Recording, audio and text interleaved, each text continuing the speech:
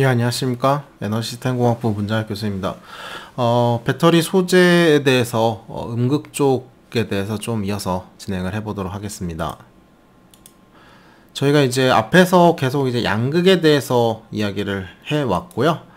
양극 소재에 대해서는 이제 사실 이제 배터리의 용량을 결정하다 보니까 되게 중요한 파트가 되겠습니다. 사실 배터리 소재 개발에서는 사실 양극이 거의 그래도 이제 꽤 많은 포션을 차지한다라고 말을 해도 과언이 아닐 정도가 되겠습니다. 근데 사실 음극 같은 경우에도 이제 여러 가지 이슈가 있긴 하지만은 양극 대비는 그렇게 소재의 변천사가 그렇게 드라마틱하게 크지는 않습니다. 그러다 보니까 이제 그런 것들을 좀 감안을 해보고 좀 이야기를 해보도록 하겠습니다. 저희가 이제 죄송합니다. 제목이 좀 잘못되어 있는데요. 저희가 음극 같은 경우에는 기존의 이제 레이어드 구조들 대비 처음에는 레이어드 구조가 아니었었습니다. 근데 최근에는 이제 거의 이제 그래파이트도 보시게 되면 이제 레이어드 구조랑 거의 동일한 형태를 띠고 있고요. 그러다 보니까 이걸로 거의 통일된 형태를 취하고 있었고, 이 틀에서 사실 거의 크게 벗어나지가 않았었습니다. 카본에 해당하는 소재라고 판단해 주시면 좋을 것 같겠고요. 저희가 이제 뭐 C6라고 표현을 하는데 그래파이트가 이렇게 층상 구조, 레이어드, 허니콤 구조를 가지고 있다 보니까요. 6개의 탄소층, 헥사고나를 좀 생각을 해주시면 될 것 같고, 그 사이에 리튬이 하나가 올라간다라고 보시면 되겠습니다. 그래서 리튬 하나당 탄소 6개가 둘러싸고 있다라고 판단을 해서 이런 식으로 충전된 상태를 Li1, C6, 방전된 상태를 C6랑 그 다음에 Li 이온으로 나가야겠죠. 그 다음에 전자도 하나 나가야 되기 때문에 이런 식으로 방전된 상태를 갖다가 이야기를 하고 있습니다. 근데 이제 이때 반응을 할 때 우리가 앞에서 양극을 할 때는 플러스 몇 간지 이런 것들을 고민을 했었는데, 여기서 사실은 이 탄소 소재가 이런 전자를 주고받으면서 이 스테이트가 변하지는 사실은 않습니다. 변하더라도 그 양이 적어야 되는데요. 그 이유라고 하게 되면 사실은 이제 낮은 전압을 가지고 있어야 됩니다. 그렇게 산화수가 변한다, 에너지 스테이트가 변한다면 엄청난 에너지 차이를 가질 거기 때문에 수볼트의 차이가 발생을 할 텐데, 사실 이미 양극에서 한 3에서 4볼트에 해당하는 전위를 겨우 가졌는데, 얘네가 만약에 1볼트 이상을 갖게 되면 2개 빼시면은 뭐예요? 2에서 3볼트밖에 나오지가 않는 문제점이 발생합니다. 그렇기 때문에 음극은 최대한 0볼트에 근접한, 사실은 리튬 메탈을 쓰면은 그 자체로도 좋긴 하겠지만은 리튬 메탈에 쓰는 문제점들이 있다 보니까 우리가 흑연을 쓰는 애들도 사실은 0.5V 이하에 해당하는 되게 낮은 전압을 가지고 있어서 양극의 전압 차이를 크게 최대한 가져갈 수 있는 소재들이 개발이 되고 있습니다. 당연한 거겠지만 리버서빌리티라든지 크리스탈 스테빌리티 혹은 디퓨전, 확산, 전도도 같은 것들도 당연히 좋아야지 배터리 전반적인 성능에 끌어올릴 수 있다라고 생각해 주시면 좋을 것 같겠고요. 사실은 이제 가장 많이 쓰이는 것 자체는 이제 그래파이트다라고 계속 이야기를 하고 있습니다. 근데 이제 그래파이트는 용량이 한 330 정도가 되고 있습니다. 근데 이제 조금 고민을 해봐야 되는 측면이 있는데, 그래파이트 자체가 330이기도 할 뿐이긴 하지만은 전압 자체가 되게 낮습니다. 그렇기 때문에 거의 음극에 근접하는데, 리튬 메탈 자체를 쓸 수 있게 되면 거의 3800 정도에 해당하는 높은 용량을 가져갈 수 있지만은 이 사용에 사실은 커다란 문제점들이 있어서 저희가 어쩔 수 없이 안정적으로 쓰려고 그래파이트를 쓰고 있습니다. 근데 이게 너무 큰 차이가 보이긴 하지만 사실 양극을 좀 리마인드를 해보시게 되면은 LCO가 이론적으로 270이었고 실제 사용되는 건 140 여기 정도밖에 되지가 않습니다. LFP도 그렇고요. 그 다음에 아무리 끌고 와도 270 정도이기 때문에 사실은 동일한 무게당 동일한 에너지 용량을 물어보시게 된다고 하게 되면 사실은 아직 양극들은 그래파이트 대비 아직은 한참을 못 미치고 있다 보니까 사실은 양극이 개발이 더뎌서 음극은 개발을 할 필요가 없었다라고 하는 게 오히려 더 올바른 표현이지 않을까 싶습니다. 물론 이제 그거 말고도 여러 가지 소재들을 개발을 했었는데, 사실은 옥사이드라든지 포스파이트, 여러 가지 설파이트, 나이트레이트 게이트들에 해당하는 여러 소재들이 있긴 했었지만은 전압이 좀 높다라는 문제점들이 있었고요.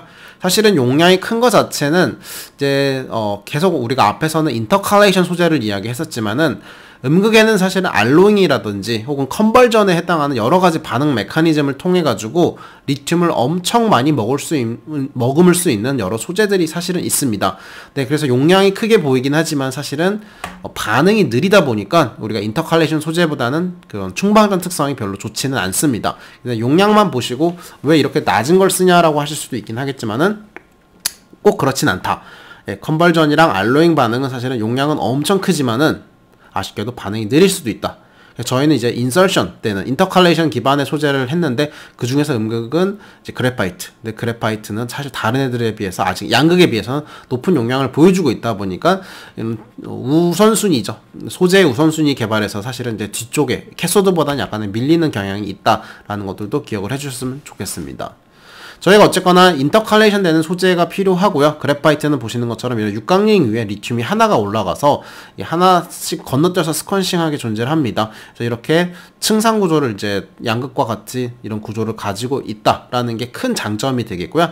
그거에 해당하는 라티스 스페이싱이라고 하는데 한 3.7 옹스트롱이 되겠습니다. 옹스트롱은 10-10 미터고요. 나노미터는 10-9제곱이기 때문에 한 10배 차이를 좀 생각을 해주시면 되겠습니다. 물론 이제 타이타늄 산화물 같은 경우에도 레이어드 스트럭처를 이제 양극처럼 동일하게 가지고 있지만 한 1.5V 정도의 높은 전압을 가지고 있다 보니까 이거를 양극으로 구분을 해야 될지 음극으로 구분해야 될지에 대한 이슈가 있긴 하지만 양극 대비 많이 낮은 전압이기 때문에 음극으로도 많은 사람들이 활용을 하고 있다라는 것들도 이야기를 했었습니다. 근데 이제 저희가 이제 카본 계열이라고는 했었지만은 사실은 카본의 형태가 정말 다양합니다. 저도 이제 물론 소재 전공한 사람이 아니다 보니까 이거를 정확하게 디테일하게 구분하기는 어렵지만은 저희가 기본적으로 약간의 소프트한 카본 혹은 하드 카본 혹은 인조흑연 혹은 천연흑연이라고 하듯이 이런들의 카본에 대해서도 사실은 여러 가지 구분 기호들이 조금 있습니다. 주로 우리가 이야기하는 그래파이트 같은 경우는 이제 소프트 카본이다라고 이야기를 하고 있고요. 느낌에서 알 수 있듯이 약간 좀 가볍다? 왜냐면 흑연 같은 거 쉽게 딱 부셔지잖아요. 그러니까 이제 저희가 연필처럼 쓰는데 그런 애들이라고 좀 생각을 해주시면 좋을 것 같겠고요. 이런 소프트 카본 같은 경우에는 케미칼이 되게 스테이블합니다. 예, 그러다 보니까 저희가 이제 이 안에서 얘네들 다른 부반응이 막 안에서 생기는 건 아니고 근데 이제 물론 이제 밖에 다른 부반응이 생길 수 있습니다. 계면 같은 데서는요. 근데 이제 어쨌거나 카본에서 이 소프트 카본이라고 하는 이제 그래파이트 같은 경우에는 공유 결합을 하기 때문에 이 원자랑 원자 사이의 결합은 되게 강합니다. 근데 이제 문제는 이 아웃 오브 플레인 방향으로는 저희가 원래는 카본은 총 4개의 본드를 가져야 되는데 얘네가 특별하게 sp2 총 3개의 본드 결합을 가졌긴 했지만은 위로는 살짝의 아주 약한 결합을 좀 남겨놔서 그걸 저희가 파이 본딩이라고도 표현을 하고 있는데 그래도 어쨌거나 약간의 전도성도 확보가 되어 있고 결합도 살짝 가져갈 수 있는 이런 구조를 잘 그래서 유지를 하고 있고요. 저희가 약간의 AB 스태킹 원래 육각형의 위로 올라가시게 되면은 아마도 뭐라고 해야 되죠?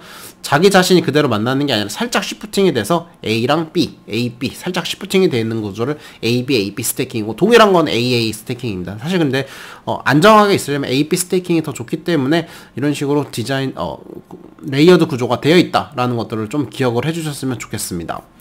이런 소프트 카본에는 체인링 위에 리튬이 하나가 올라가기 때문에 6개 카본에 원 리튬이 올라가는 거고요. 그러다 보니 용량이 좀 작을 수도 있지만은 아주 많은 힘을 들이지 않고 리튬이 들어갔다 나갔다 할 수 있기 때문에 낮은 워킹 포텐셜 이거는 이제 음극 입장에서 굿이라고 할 수 있을 것 같은데요.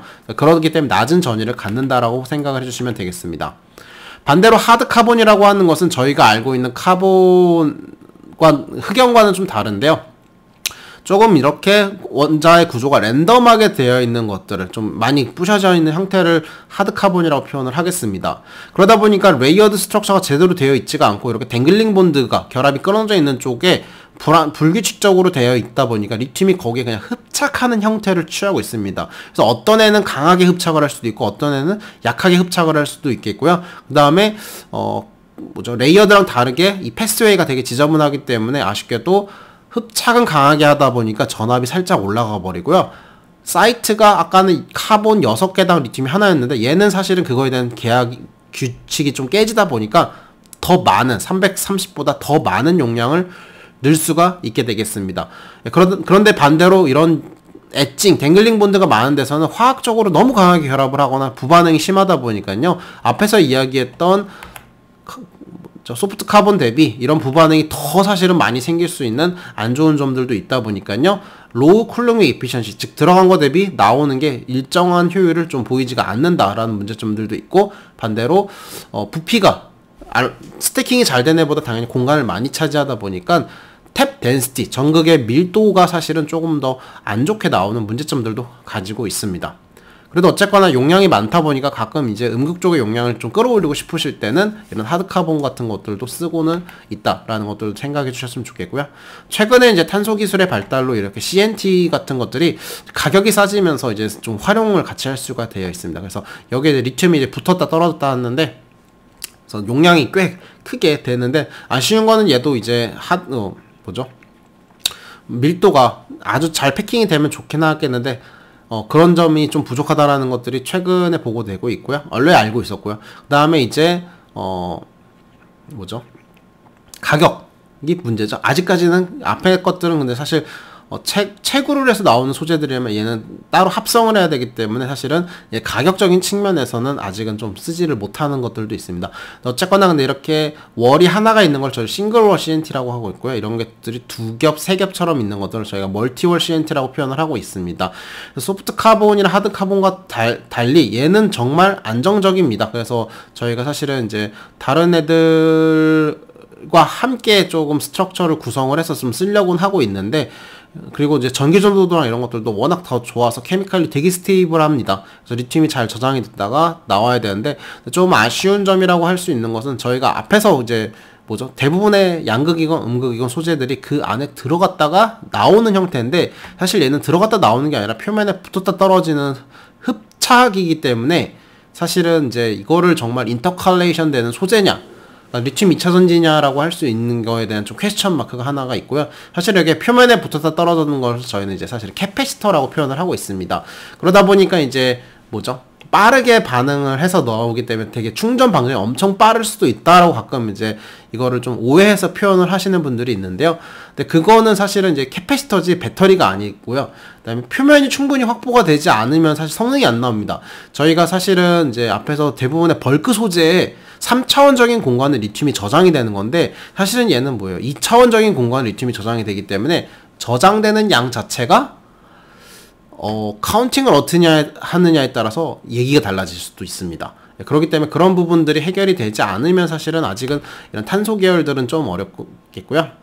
그래서 이제 어쨌거나 그래도 최근에 이제 CNT들의 그 합성 공정이 쉬워지고 가격도 싸지면서 많은 분들이 이런 CNT에다가 그런 문제점들을 해결하기 위한 여러 가지들 하고 있습니다. 대표적으로 기존의 프리스틴 CNT에는 붙었다 떨어지는 게 약할 수도 있는데, 이렇게 이제 촉매 형상을 할 수 있는 애들을 갖다가 해가지고 이렇게 기공을 만들다든지 이렇게 댕글링 사이트를 만들어서 더 많은 CNT들이 붙었다 떨어졌다 할 수 있게 디자인을 하는 것들도 새롭게 제안을 하면서 이제 개발도 하고 있고요. 그 다음에 이제 저희가 이제 그래파이트라고 했었지만 층이 하나만 있는 것을 그래핀이라고도 할 수도 있습니다.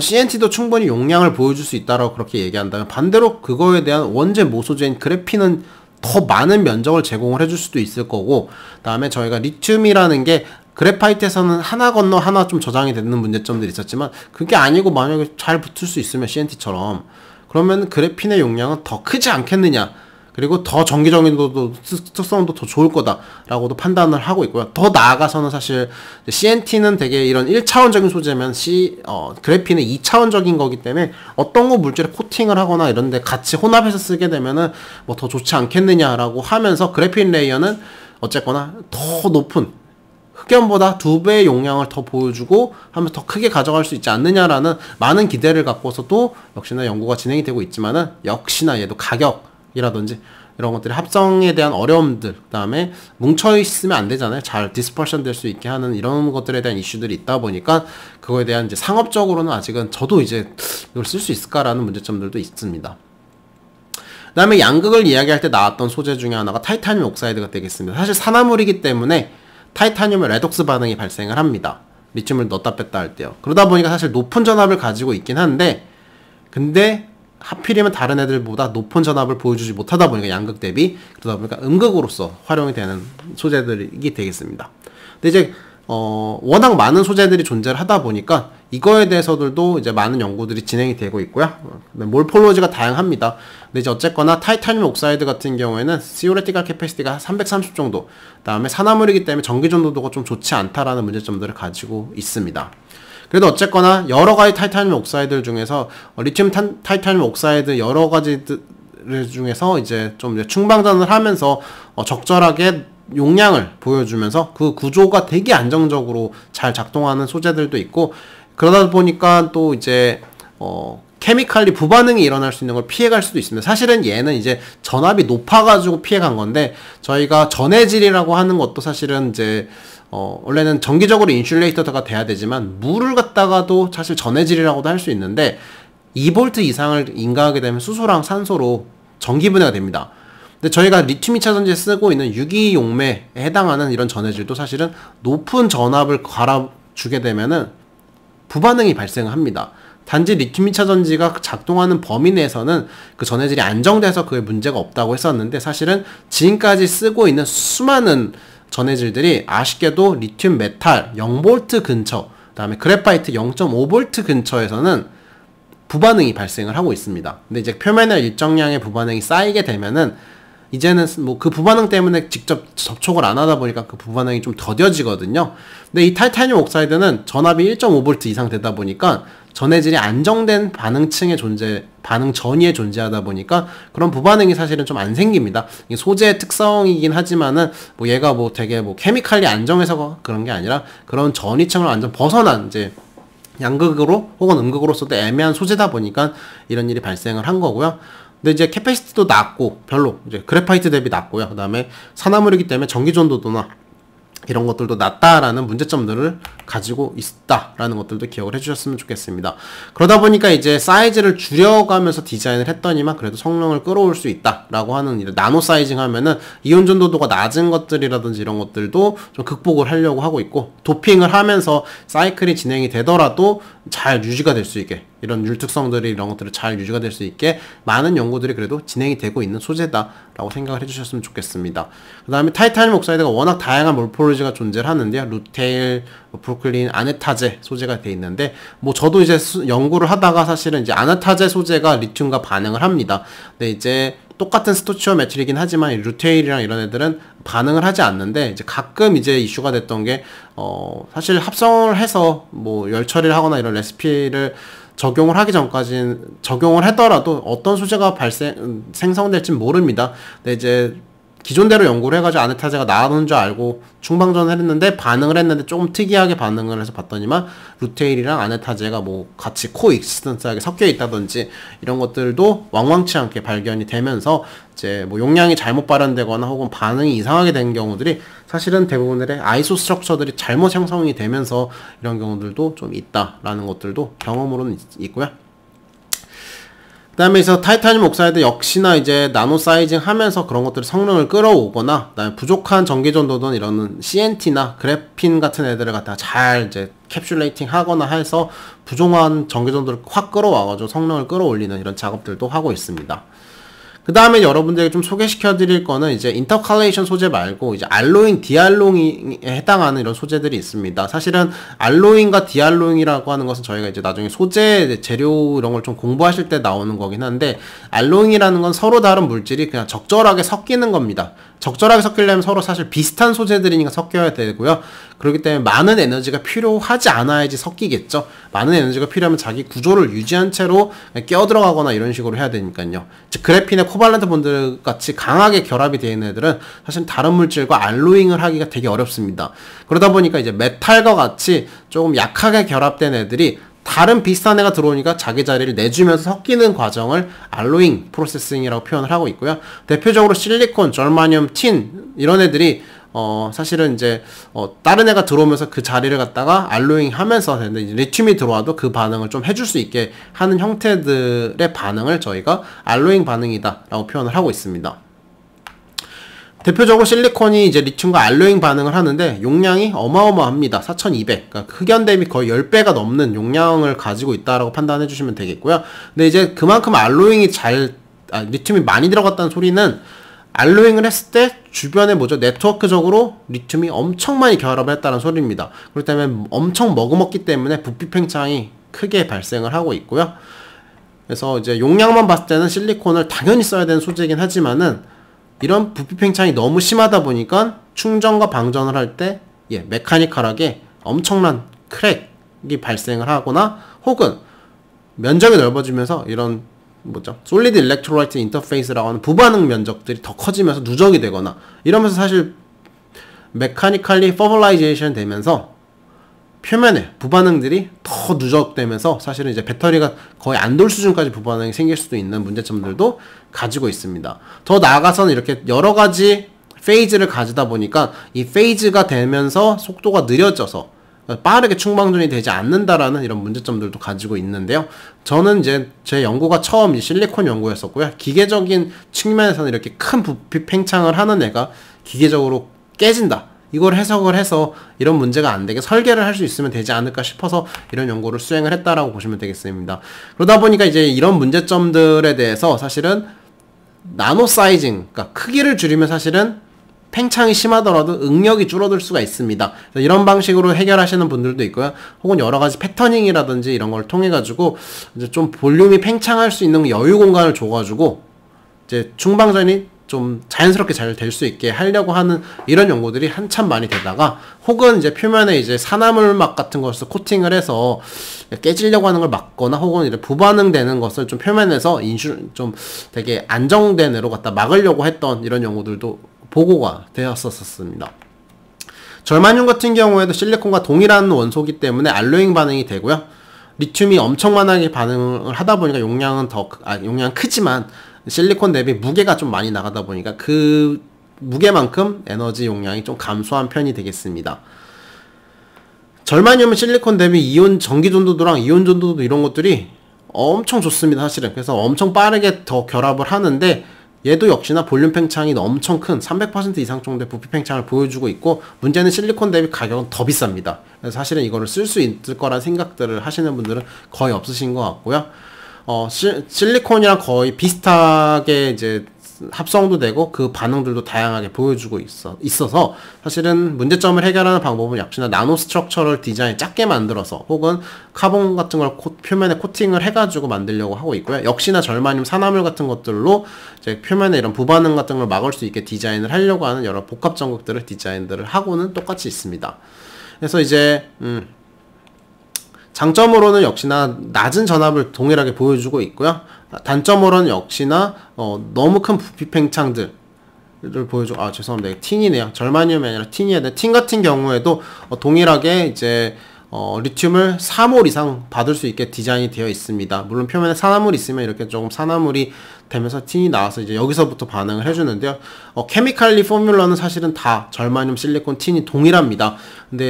그런데 이제 장점으로는 이제 높은 용량과 낮은 전압이지만은 역시나 얘도 한 200%에 해당하는 부피 팽창을 좀 보여주고 있다라는 것들이 사실은 이런 알로잉 계열들의 사용을 좀 막는 큰 바틀렉이라고 좀 봐주시면 좋지 않을까라고 판단을 하고 있습니다. 그래서 어쨌거나 이제 알로잉 반응을 봤다면 이제 컨버전 반응을 좀 볼 수가 있을 텐데요. 컨버전 반응이라고 하는 것은 트랜지션 메탈들 계열들이 컨버전 반응들이 조금 발생을 하고 있습니다. 이렇게 뭔가 양이온과 음이온으로 있어서 약간 좀 메탈 산화물도 되겠지만은 근데 이제 이런 컨버전 반응 같은 경우는 이제 여러 가지 멀티 페이즈 트랜스포메이션이 발생을 하면서 진행이 되는 애가 되겠습니다.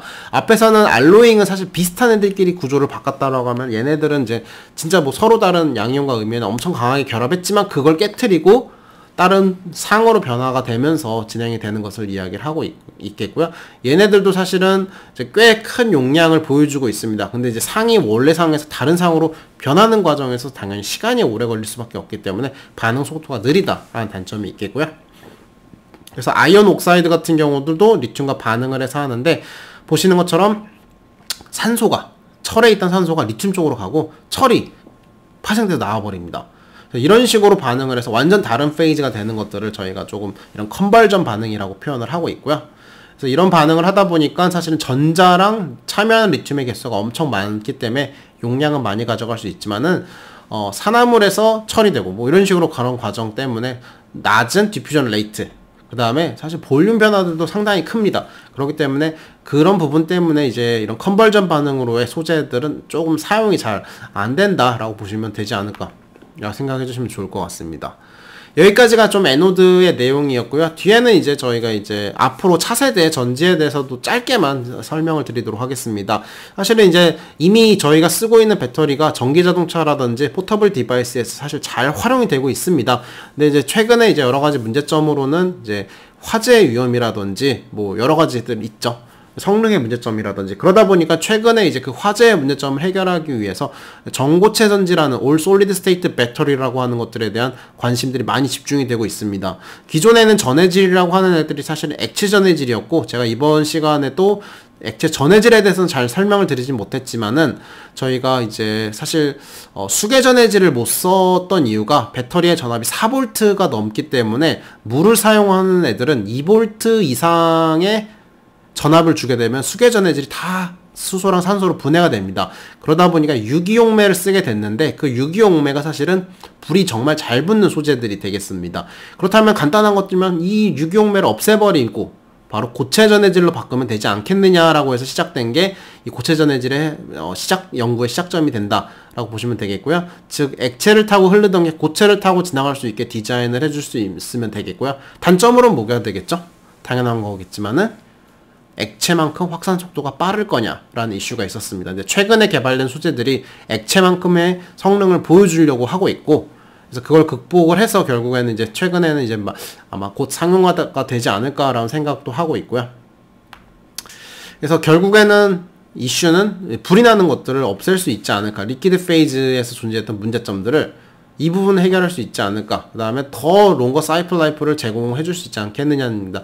액체 전해질이다 보니까 이제 디그라데이션이 이제 케미칼리 반응이 좀 많았던 거를 고체에서는 그런 문제가 좀 줄어들지 않겠느냐라고 했었던 거고요. 근데 너무나 극단적인 단점은 역시나 이동 속도가 과연 액체만큼 나오겠느냐라는 게 문제가 되겠습니다. 결국엔 다 저항으로서의 작용할 수밖에 없지 않겠느냐라고 하는 게 지금 전고체 전지의 개발을 하는 데 있어서 많은 분들이 걱정하는 포션이 될 것 같습니다. 그 다음에 이제 여러분들에게 좀 더 보여드리고자 하는 것은 이제 리튬 설퍼 배터리가 되겠습니다. 사실은 리튬이 음극이고요. 설퍼가 양극으로 사용을 하는데 이게 산화물 계열이 아니고요. 그러다 보니까 사실은 이제 전압 자체가 높지는 않습니다. 근데 용량이 엄청 큽니다. 그래서 기존의 NCM 배터리가 200 언저리, 200mAh였다면 얘네들이 거의 한 800 정도 되는 높은 수준의 용량을 보여주다 보니까 더 좋지 않을까라고 하는 많은 분들이 이제 시작을 했었는데, 좀 아쉬운 점은 이제 리튬 메탈을 그대로 사용하는 점, 그 다음에 설퍼 자체가 고체라고 말할 수가 없이 약간 액체가 됩니다.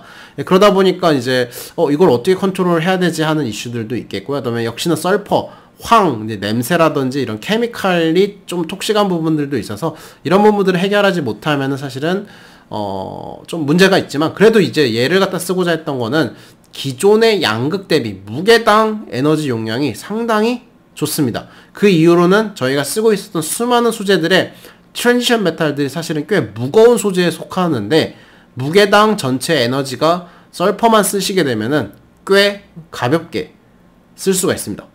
그 말은 즉슨 저희가 무게 때문에 배터리를 못 썼던 드론이라든지 비행기 같은 데다가, 자동차는 사실 무거워도 에너지만 충분하면 끌고 갈 수 있기 때문에 상관없었는데, 드론이나 이런 데에서는 너무 무거웠죠, 배터리가. 그러다 보니까 이 황화물로 치환을 하게 되면은 이걸 사용할 수 있지 않을까라고 해서 이제 UAM, Unmanned Vehicle이라고 하나요? 뭐 그런 데들에다가 사용하는 배터리로서 지금 최근에 곽광을 받고는 있습니다. 근데 이제 아쉽게도 이 설퍼의 반응이 좀 복잡하고요. 그 다음에 아까 리퀴드 솔리드의 페이스 트랜지션도 있고, 또 사실은 전해질을 다 설명드리진 않았지만 설퍼에서 반응할 수 있는 전해질과 리튬에서 반응할 수 있는 전해질들이 사실은 형태에 따라서 뭐 얘네들을 쉽게 녹아서 반대쪽으로 이동시키는 여러 가지 이슈들이 많습니다. 어쨌거나 아직은 좀 많이 개발이 돼야 되는 소재 중에 하나가 되겠고요. 마지막으로 여러분들에게 마지막으로 소개시켜드리고자 하는 배터리는 리튬 에어 배터리, 리튬 공기전지가 되겠습니다. 사실은 이제 기존의 배터리 하시기 전에 사실 연료전지라고 하는 수소를 활용한 애가 있었습니다. 사실은 여러분들에게 깜빡하고 설명드리진 않았지만은 리튬 위에 똑같지만 더 가벼운 소재가 있습니다. 바로 수소가 있었습니다. 근데 왜 수소를 안 쓰고 리튬을 쓰냐면은 고체 중에서 가장 가벼운 애였기 때문에 리튬을 저희가 쓰고 있었던 거고요. 수소는 기체죠. 그러다 보니까 기체의 핸들링에 대한 이슈가 있습니다. 그래서 위험하죠, 사실은. 그런 부분들도 있고 보관도 어렵고, 그쵸. 그래서 그 형태가 다르기 때문에 저희가 사실 고체 내에서 가장 무게가 가벼운 차지 캐리어라고 생각해 주시면은 리튬밖에 없습니다. 근데 이제 그러다 보니까 연료전지 대비 낮은 에너지 용량을 보여준다라고 했었는데, 또 다른 무게를 차지했던 쪽이 바로 양극에 해당하는 전극들이 엄청 무거워서 그랬었는데, 사실은 연료전지는 한쪽에는 수소를 쓰고 한쪽에는 산소를 받아서 두 개를 반응시켜서 물로 치환하면 전자를 쓰는 대표적인 애인데, 그렇게 양극을 쓸 수 있으면은 리튬 메탈도 똑같이 수소처럼 이동을 한 다음에 산소랑 반응을 해서 물은 아니지만 Li2O라고 하는 퍼록사이드, 리튬 퍼록사이드 혹은 리튬 슈퍼옥사이드라는 애들로 저장을 해서 쓸 수가 있습니다. 그러면은 무게가 엄청나게 줄어들면서 에너지 용량이 어마어마하게 큰 배터리를 사실은 연료전지와 동일하게 설계를 할 수가 있습니다. 그게 바로 리튬 에어전지가 되겠고요. 그래서 한쪽에는 리튬 메탈 에노드가 존재하겠고 전해질이 있고 바로 공기층에 해당하는 애를 저희가 여기서는 캐소드가 공기가 되겠습니다. 물론 이 공기랑 액체랑 리튬 이온이 잘 와서 페이즈가 형성돼야 되기 때문에 다공성 카본을 놓고서는 기체 들어오고 액체 들어오세요 라고 할 수 있는 공간을 마련을 해주곤 있습니다. 물론 전자도 같이 와야 되기 때문에 그런 카본이 그런 지점체 역할을 해주고 있긴 하는데, 이게 이론적으로 잘만 작동을 한다고 치시면은 엄청난 가벼운 배터리이기 때문에 사실 연료전지가 된다라고 하면 리튬 에어전지도 사실은 그런 시스템을 달게 되면 높은 에너지 용량을 보여줄 수 있고, 사실 리튬 말고도 징크, 알루미늄 에어 배터리 같은 것들도 있어서 여러가지 에어 배터리들이 사실은 꽤 많이 존재하고 있습니다. 그래서 여러분들이 기억을 해주셨으면 하는 게 리튬이 이렇게 갔다가 산소랑 만나서 Li2O2라는 페이지가 되고요. 근데 물론 만날 때 전자도 같이 이동을 해와서 만나야 되고, 리튬 전해질은 액체를 타고 들어오고 산소는 기체 페이지로 와야 됩니다. 그렇기 때문에 고체, 액체, 기체가 동시에 만나는 3페이지에서만이 이런 Li2O2가 페이지가 형성이 되는데, 그 공간이 점점 줄어들면서 반응이 어려워지는 이런 문제점들이 존재를 하겠고요. 그 다음에 어느 정도 그런 반응이 일어나려면은 에너지적으로 허들이 존재합니다. 그래서 그걸 줄여주기 위한 촉매 같은 것들이 여기에 좀 잘 들어가 있어서 그 반응의 에너지를 좀 낮춰서 쉽게 반응할 수 있도록 도와주는데, 근데 촉매가 반응하는데 그 위에 이미 고체가 덮어버리죠. 그러다 보니까 그 성능이 초반에 대비 확 줄어든다는 단점들도 있겠고요. 그 다음에 이제 공기가 들어오려면 어딘가를 뚫어놨겠죠. 근데 이제 액체가 유기용매가 증발을 하면서 이제 그런 문제점들도 좀 섞여 있다 보니까 에어 시스템에 대해서 설계가 잘 이루어져야지만이 아마도 상용화에 맞춰서 쓸 수 있지 않을까라고 생각을 하고 있습니다. 어쨌거나 여기까지 이제 리튬 2차 전지의 소재적인 관점에서들을 이제 양극과 음극에 대해서 좀 소개를 시켜드렸고요. 사실 그 외에도 전해질, 도전제 이런 것들도 많이 있긴 하지만, 그래도 여러분들이 소재의 특성을 어느 정도 깨달으시면은 배터리 소재가 왜 이 정도의 용량을 제공을 하는지도 알 수 있을 거라고 생각을 하고 있고요. 그 다음에 더 나아가서 다양한 형태의 배터리들이 있다 보니까 이 시스템의 수준에 대해서 다양하게 개발을 하고 있다라는 것들을 조금 기억을 해주시면은 그래도 배터리에 대한 전반적인 내용을 다 이해하신 거 아닐까라고 생각을 하고 있습니다. 수업은 여기까지 하도록 하겠습니다. 수고하셨습니다.